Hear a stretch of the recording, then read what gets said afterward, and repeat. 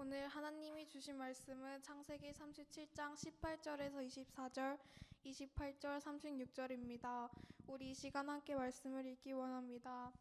요셉이 그들에게 가까이 오기 전에 그들이 요셉을 멀리서 보고 죽이기를 꾀하여 서로 이르되 꿈꾸는 자가 오는도다. 자, 그를 죽여 한 구덩이에 던지고 우리가 말하기를 악한 짐승이 그를 잡아먹었다 하자. 그가 꿈이 어떻게 되는지를 우리가 볼 것이니라 하는지라. 르우벤이 듣고 요셉을 그들의 손에서 구원하려 하여 이르되 우리가 그의 생명을 해치지 말자. 르우벤이 또 그들에게 이르되 피를 흘리지 말라. 그를 광야 구덩이에 던지고 손을 그에게 대지 말라 하니, 이는 그가 요셉을 그들의 손에서 구출하여 그의 아버지에게로 돌려보내려 함이었더라. 요셉이 형들에게 이르매 그의 형들이 요셉의 옷 그가 입은 채색 옷을 벗기고 그를 잡아 구덩이에 던지니 그 구덩이는 빈 것이라. 그 속에 물이 없었더라. 그때 미디안 사람 상인들이 지나가고 있는지라.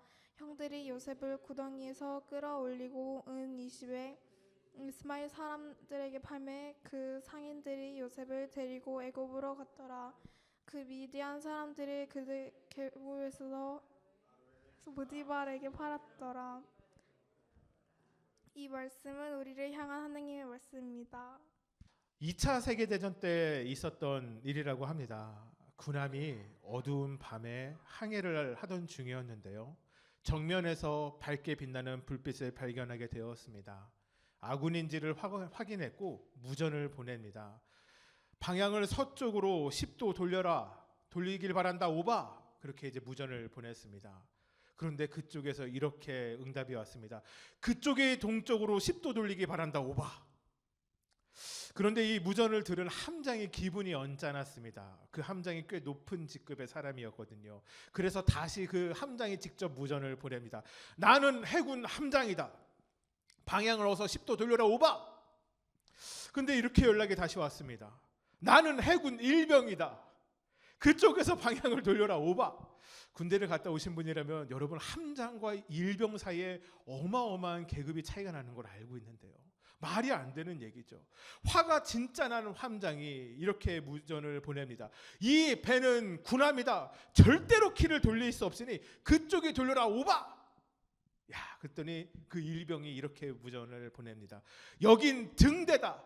움직일 수 없으니 마음대로 해봐라, 오바. 무슨 얘기 했을 때 웃어야 되는 것이 은혜가 있습니다. 여러분, 제가 하고 싶은 이야기는 이것이죠. 여러분, 우리의 삶에는 절대로 비켜갈 수 없는 문제들이 있다는 것입니다. 여러분, 그때 우리의 선택은 이렇습니다. 부딪혀 이겨내는가, 아니면 회피하고 도망치는가. 여러분, 요셉의 삶에 바로 이러한 상황을 만나게 됩니다. 요셉의 계획과 상관없이 그가 구덩이에 빠지게 되었기 때문이죠. 그 구덩이는 어떤 구덩이인가 보니까요, 제가 지난주에 말씀드렸는데 중동 지방에는 건기와 우기가 뚜렷하게 나누어져 있어서요, 곳곳에 웅덩이를 파서 물을 담아두는 곳들이 있었다고 합니다. 작게는 3m, 깊게는 15m까지 파는 웅덩이. 우기에는 자연스럽게 그곳에 물이 차게 되고, 건기에는 그 물을 사용하기 위해서 물을 채우죠. 그래서 오늘 읽은 본문에 이렇게 되어 있어요. 그 구덩이는 빈 것이라 그 속에 물이 없었더라. 여러분, 오늘의 말씀의 제목이 이렇습니다. 인생의 구덩이에 빠졌을 때. 여러분, 요셉이 원하지 않게 그 구덩이에 빠지게 됩니다. 여러분, 이 구덩이에 빠진 요셉을 바라보면서 저는 이러한 생각을 가졌던 것 같아요. 에이, 그러게 형들에게 잘 좀 하지. 아버지의 편애가 있어서 형들의 미움을 받는다는 걸 알았으면 더 싹싹하게 굴었어야지. 하나님이 그 요셉에게 꿈을 꾸게 하셨더라도 마음속에 간직하며 그 꿈을 이뤄가지. 그거 굳이 뭐 그렇게 형들에게 좋은 소리 들을 거라고 그런 이야기를 해서 형들의 원망을 들었을까?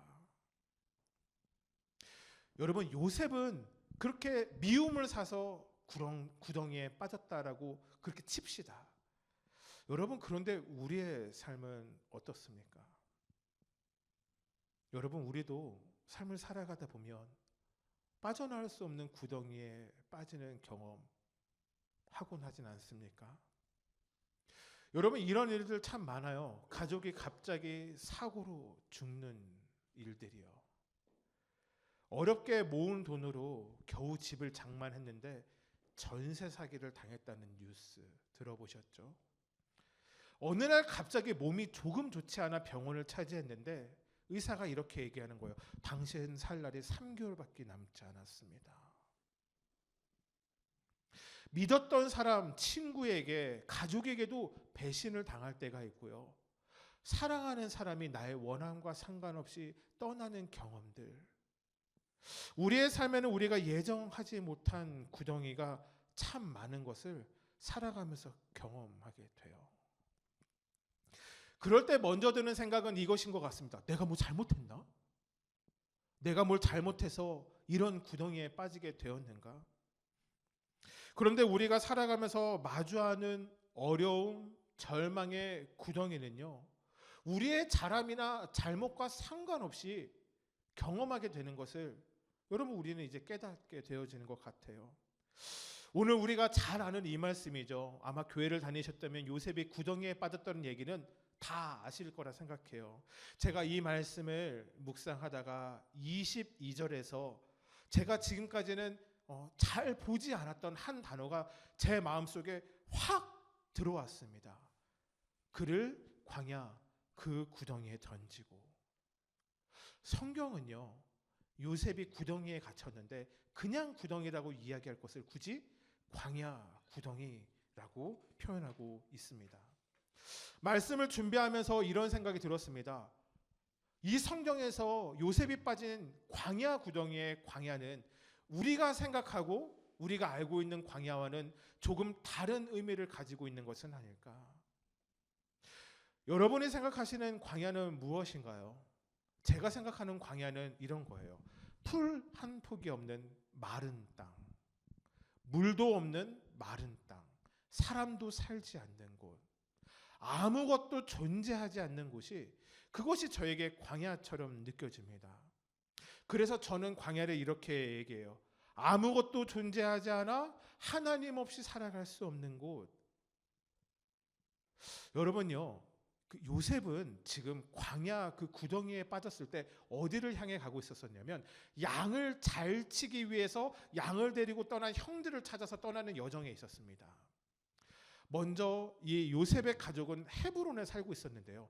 헤브론은 평야지대가 있는 이스라엘 땅에서도 아주 좋은 땅이라고 해요. 그러니까 거기에 먹을 것이 많았어요. 풀들도 많았겠죠. 근데 왜인지 모르겠지만 형들이 세겜으로 떠났다는 얘기를 듣습니다.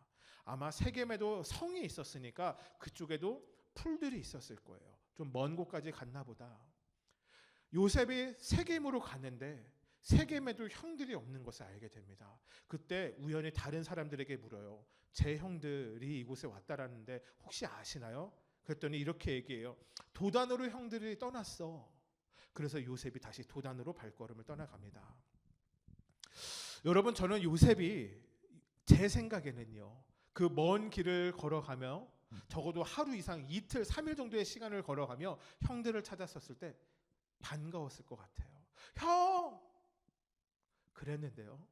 그때 형들이 어떤 마음을 품었으니까 멀리서 요셉을 보고 저 새끼를 죽여야겠다 라는 마음을 품게 됩니다. 그렇게 요셉은 광야 구덩이에 던져지게 됩니다. 여러분, 우리는 사실은요, 성공 스토리 참 좋아합니다. 인생 역전, 어려웠지만 개천에서 용난 이야기, 우리가 이런 이야기를 참 좋아합니다. 그래서 요셉도 사실은 요셉이 총리가 되었기 때문에 요셉의 이야기를 좋아하는 것이 아닐까라는 생각이 들어요.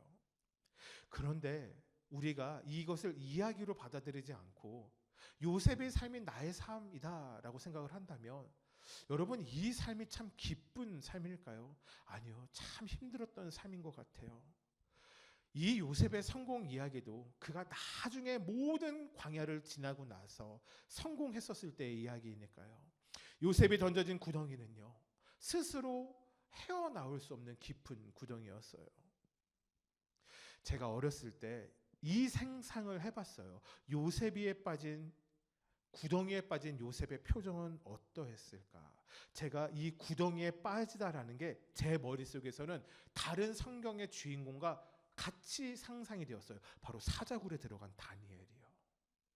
사자굴에 들어갔던 다니엘은 어떤 표정이었을까요? 저는 그 사람이 믿음으로 담대했을 거라고 생각해요. 왜냐하면 바빌론의 왕에게만 경배를 해야 되는 그 시간에 하나님을 경배하면 사자굴에 빠진다라는 것을 다니엘은 알고 있었거든요.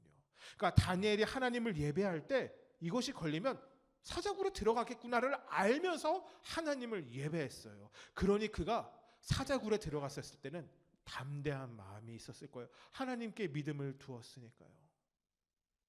그런데 요셉은 17세, 하진이가 18세니 이제 18살이 만으로 16이니 좀 어려워지는데요. 딱 하진이 나이인 거예요. 하다미가 하진을 광야에 버렸어. 빠져나올 수 없는 곳에 버렸어. 저는요 이거를 나중에 알게 됐는데요. 여러분 요셉이 그 시간을 어떻게 보냈는지 아세요? 형들이 나중에 이렇게 얘기해요. 같이 읽어볼까요? 창세기 42장 21절 말씀. 시작. 그들이 서로 말하되 우리가 아우의 일로 말미암아 범죄하였도다. 이 다음이 중요해요. 그가 우리에게 애걸할 때 그 마음의 괴로움을 보고도 듣지 아니하였으므로 이 괴로움이 우리에게 임하도다. 여러분 요셉이 광야 구덩이에 빠졌을 때 어떻게 했다라고 형들이 얘기해요? 애걸한 거예요. 형 살려줘요. 형 제가 잘못했어요. 그곳에서 요셉은 그 어린 나이에 비참하게 자신을 버린 형들을 향해서 원망하고 애걸하고 싹싹 빌고. 여러분 이 광야가요 요셉의 끝에 모든 끝이 광야의 끝이 아니었어요. 시작이었죠. 여러분 그 다음에 어떻게 돼요? 노예로 팔려가요. 이 주에도 얘기했지만 노예는요 사람이 아니었어요. 말보다 가축보다 못한 짐승, 못한 취급을 받았었어요. 노예로서만 끝이 납니까? 아니요. 억울하게 감옥살이도 오랜 시간 하게 되죠. 여러분 그런데요. 이 광야를 지나갈 때 요셉은 특별한 일들을 경험하게 됩니다. 세상은 이런 일들, 특별한 일들을 이렇게 이야기하는 것 같아요. 운이 좋았다. 우연이었다. 그런데요. 우리는 그 특별한 일을 이렇게 이야기합니다. 하나님의 계획하심과 일하심이 저에게 있었습니다. 다시 말씀드리지만 요셉이 꿈을 꾸었어요. 꾼 그 꿈의 무엇은 자신이 높은 사람이 돼서 형제들에게 아버지에게 절을 받는다라는 꿈이었죠. 여러분 그런데 요셉은 자신의 꿈을 이루려 노력했던 삶을 살아갔던 사람이 아니라는 것입니다. 요셉은 하나님의 꿈을 이루어갔던 청년입니다. 이관희 목사님의 광야를 지나며 광야에 살다, 이관희 목사님의 광야 시리즈의 책이 3가지가 있는데요. 광야에 살다라는 책에 이런 글이 있습니다. 사실 요셉 이야기는 꿈, 비전, 성공, 형통과는 별다른 관계가 없습니다. 관계가 없다라는 거예요. 요셉이 꿈을 꾸었을까요? 아니면 하나님이 그에게 꿈을 주셨을까요? 요셉이 노력해서 세상의 정상의 자리에 올랐을까요? 아니면 하나님이 그를 그 자리에 올라가게 하셨을까요? 요셉이 형통한 자가 되어 잘 먹고 잘 살았나요? 아니면 하나님의 자신의 구원 계획을 이루기 위해서 요셉으로 하여금 애굽의 총리가 되게 하셨을까요? 오늘 말씀 18절 20절을 제가 한 번 더 읽어드리겠습니다. 요셉이 그들에게 가까이 오기 전에 그들이 요셉을 멀리서 보고 죽이기를 꾀하여 서로 이르되 꿈꾸는 자가 오는도다. 자, 그를 죽여 한 구덩이에 던지고 우리가 말하기를 악한 짐승이 그를 잡아먹었다 하자. 이 다음이 중요해요.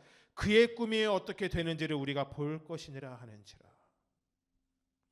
요셉이 삶의 광야에 던져지게 되는 것, 여러분 그 광야를 지나는 모든 시간이 요셉의 어떠함과는 아무런 관계가 없는 것을 보게 됩니다. 그의 계획도 아니었고 그의 노력도 아니었고 그의 원함도 아니었죠. 그저 형들은 요셉이 미웠어요. 그 꿈이 얼마나 말도 안 되는 이야기를 증명하기 위해서 너 말도 안 되는 꿈 꾸는 거야 라는 걸 증명하기 위해서 형들은 요셉을 죽여주려고 했던 것이죠. 그래서 이집트의 노예로 팔려가게 됩니다. 여러분, 성경은 그 돈이 단 은 20이라고 얘기하는데요. 제가 찾아보니까 이때 당시 성인 노예의 가격은 은 30이었대요. 소년 요셉은 그 가격도 받지 않고 못하고 팔려가게 됩니다. 지난주 함께 보았던 신의 악단 영화가 많이 생각이 나는 한 주였습니다. 영화가 시작할 때 이렇게 한 글이 샥 지나가는 거 혹시 보셨어요? 실화를 바탕으로 제작되었습니다. 보통 실제 기반의 역사가 이렇죠. 제가 찾아봤는데요. 신의 악단 이야기가 한 사람 한때 이야기는 아니래요. 탈북민들이 여러 사람들이 여러 상황에서 있던 이야기들을 종합해서 만들어낸 이야기가 신의 악단 이야기라고 하더라고요. 그러니까 완전히 사실도 아니고 완전히 거짓말도 아닌, 그러니까 북한에서 있었던 여러 가지 이야기를 모은 이야기가 신의 악단이라고 합니다. 저는 이 이야기가 이렇게 느껴졌어요. 각자 자신의 광야에 빠져있는 사람들의 이야기처럼 보여졌어요. 먼저 잘생긴 배우 박시우가 나왔죠. 그 배우가 저는 드라마 할 때 봤던 것 같은데 영화는 많이 못 봤어요. 그 배우가 연기를 참, 그러니까 이런 거가 있어요. 약간 주인공 버프 같은 게 있는 거야. 괜히 또 그러니까 멋있어.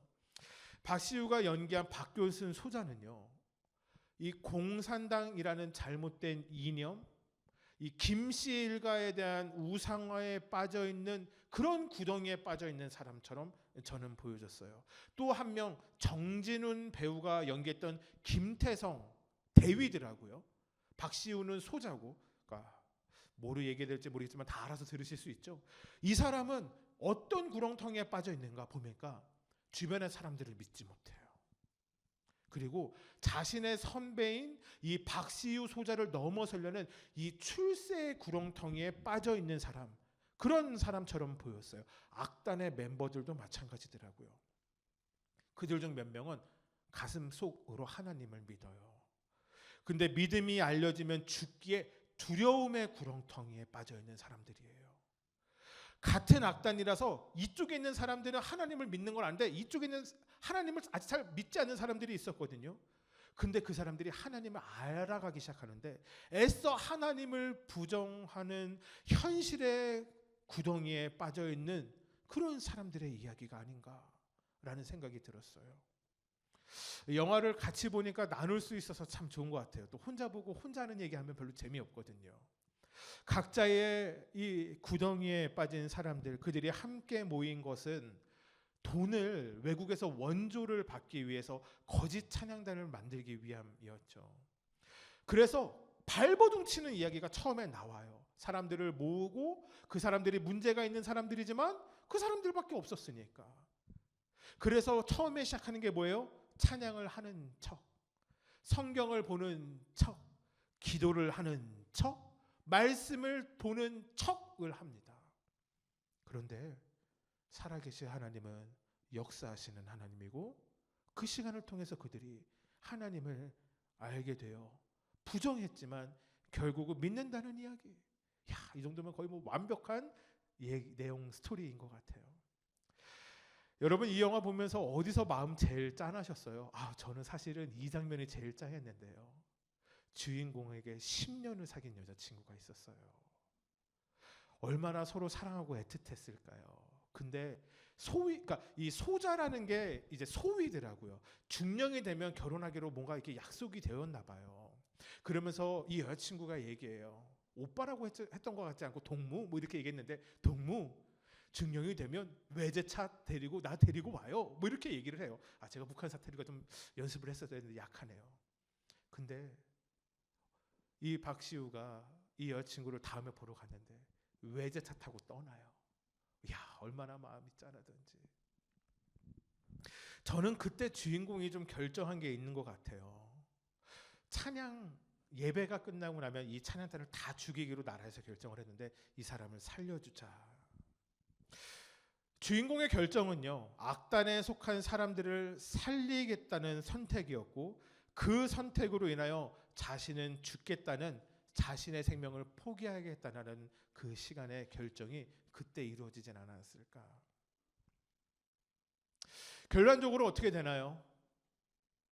여러분 혹시 이 뒷 이야기 보셨어요? 못 보셨죠? 그래서 제가 준비했어요. 한번 보실래요? 네. 저들은 남한으로 잘 도착했고, 아마 뭐 국정원 요원이나 이런 사람이겠죠. 그 사람이 나와서 얘기하죠. 당신들은 자유를 얻었습니다. 여러분, 이들은 살았습니다. 그런데 군인이었던 두 명의 주인공은 죽음을 맞이하게 됩니다.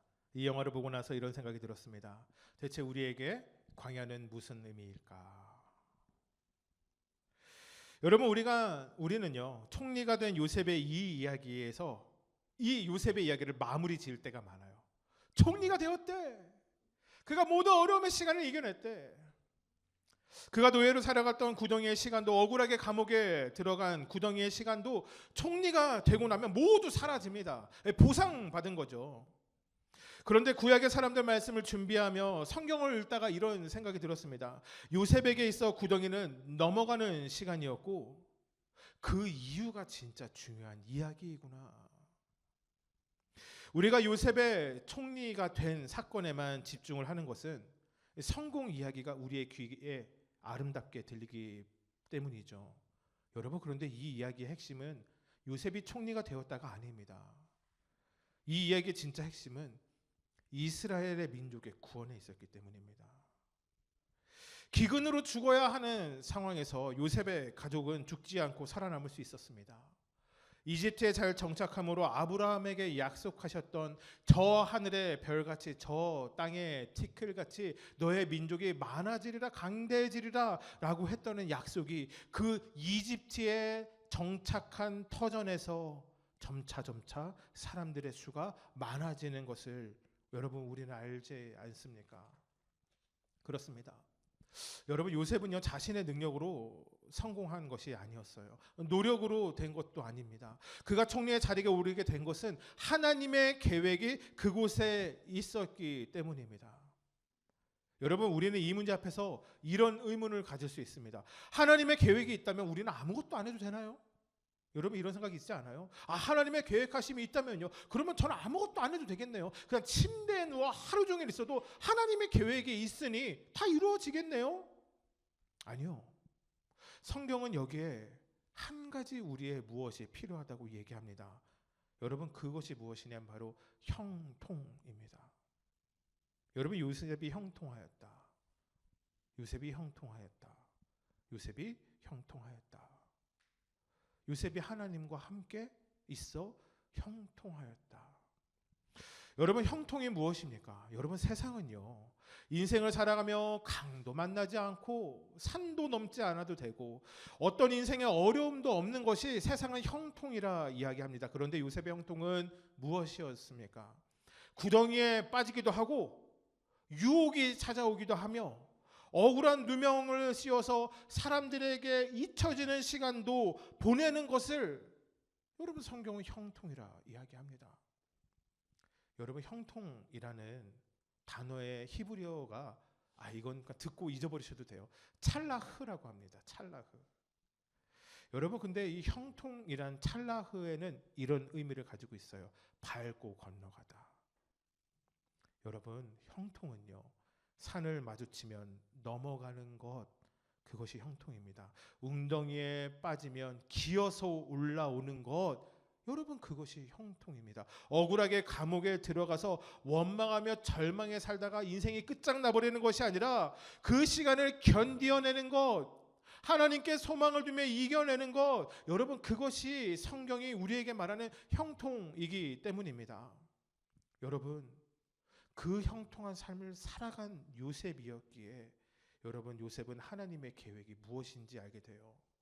요셉을 향한 이스라엘 백성의 구원의 계획엔 하나님의 형통함이 요셉의 삶의 곳곳에 놓여져 있었기 때문이에요. 여러분 그거 아세요?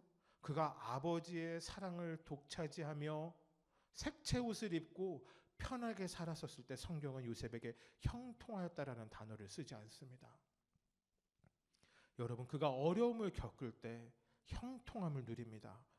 저는 그 이유를 이렇게 찾아보았어요. 요셉이 그의 삶에서 하나님을 놓치고 살지 않았기에 형통했구나. 근데 아닌 것 같아요.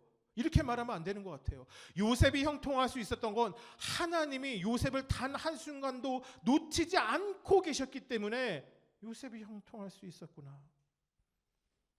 여러분 요셉 결과적으로 요셉의 삶은 광야 구덩이에서 끝나는 삶이 아니었어요.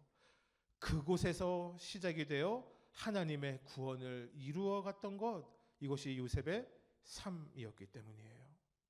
요셉은 이 모든 시간을 정말 시간이 다 지나가고 나서 이렇게 이야기해요. 창세기 50장 20절 말씀 우리 한번 같은 목소리로 같이 읽어볼까요? 시작. 당신들은 나를 해하려 하였으나 하나님은 그것을 선으로 바꾸사 오늘과 같이 많은 백성의 생명을 구원하게 하시려 하셨나니. 저는 신의 악단을 보면서 이 장면이 정말 이어졌어요. 한 사람이 찾아와서 당신들은 자유합니다 라는 얘기를 들었을 때 저는 이 말씀을 생각하면서 이렇게 생겼어요. 누군가가 아니 예수님이 우리에게 와서 너는 구원을 받았다. 그 누군가의 어려움의 시간을 잘 이겨냈기 때문에 누군가가 자유를 얻었던 것이에요. 요셉의 삶의 고난을 하나님과 형통함으로 잘 이겨냈기 때문에 요셉이 잘 살았다에서 끝나는 것이 아니라 많은 사람들이 너로 인하여 구원을 얻게 되었다라고 이야기하고 있는 것이에요. 여러분 요셉은 깨닫게 되었어요. 이 모든 일들이 하나님의 계획 가운데 있었다라는 것을요. 사랑하는 성도 여러분, 우리의 삶의 광야 만납니다. 여러분 제가 여러분의 담임 목사로 이렇게 얘기하면 좋죠. 신앙생활 똑바로 하세요. 주중에 말씀 묵상 열심히 하세요. 기도하세요. 그러면 여러분의 삶의 광야를 만나지 않을 것입니다. 여러분 얼마나 좋아요. 아니요. 신앙생활 똑바로 하십시오. 그리고 광야를 만나도 잘 이겨내십시오. 여러분 이것이 우리의 삶이지 않을까요? 여러분 그리고 저는 이러한 믿음이 있어요. 우리가 그 시간을 지나가고 나서 바울과 같이 이렇게 고백하게 되어지는 것 우리가 꿈꿔야 되지 않을까요? 우리가 알거니와 하나님을 사랑하는 자 곧 그 뜻대로 부르심을 입은 자들에게는 모든 것이 협력하여 선을 이루니라. 아멘. 요셉의 삶을 나열해 보니 여러분 우리가 깨달아야 하는 것이 있는 것 같아요. 세상에서 말하는 형통은 자신이 원하는 것을 이루어가지만 성경이 말하는 형통은 하나님의 뜻이 나를 통하여 이 땅 가운데 이루어진다라는 것이기 때문입니다. 여러분 우리나라 참 좋은 나라인 것 같아요. 우리나라가 좋은 거는 새해가 1년에 2번이 있거든요. 여러분 옆에 계신 분들과 이렇게 인사해 볼까요? 새해 복 많이 받으세요. 새해 복 많이 받으세요. 여러분 그런데 오늘은 이렇게 인사해 볼까요? 새해 하나님 안에서 형통하세요. 하나님 안에서 형통하십시오. 이진희 목사님 광야에 살다에 나오는 이야기로 오늘의 말씀을 마무리해 보려고 합니다. 미국 어느 마을 온화한 모습의 할머니가 있었어요. 그분에게는 아들 셋이 있었는데요. 이 셋 다 젊은 나이에 죽게 되었다고 합니다. 첫째 아들은 25살에 교통사고로, 둘째는 29살에 백혈병으로, 셋째는 골목에서 총을 맞아 35살에 죽었습니다. 어느 한 사람이요 이 할머니에게 참 무례한 질문을 했다고 합니다. 할머니, 하나님은 할머니의 인생 하나님은 할머니의 인생 속에 계시지 않았군요. 이렇게 얘기한 거예요. 그러자 할머니가 이렇게 대답합니다. 아니요. 하나님은 언제나 저와 함께 하셨습니다. 만약 하나님께서 제 삶에 계시지 않았다면 그런 일들을 겪고 내가 어떻게 지금까지 살 수 있었을까요? 믿음으로 살아가는 우리도 피할 수 없고 돌아갈 수 없는 광야를 만납니다. 그렇지만 그 모든 광야의 시간에 여러분 보이지 않아도 언제나 함께 하시는 하나님이 우리와 영원히 함께 하심을 믿으시며 여러분 그렇게 살아가시는 저와 여러분 되길 주님의 이름으로 축복합니다. 여러분 올 한 해 하나님 안에서 형통하십시오. 여러분 올 한 해 하나님과 함께 살아가며 기쁨으로 살아가게 되시길 주님의 이름으로 축복합니다. 우리 이 찬양 아까는 조금 음도 높고 이랬었는데 같이 한번 불러볼까요? 한 번 더 다시 돌려주시겠어요?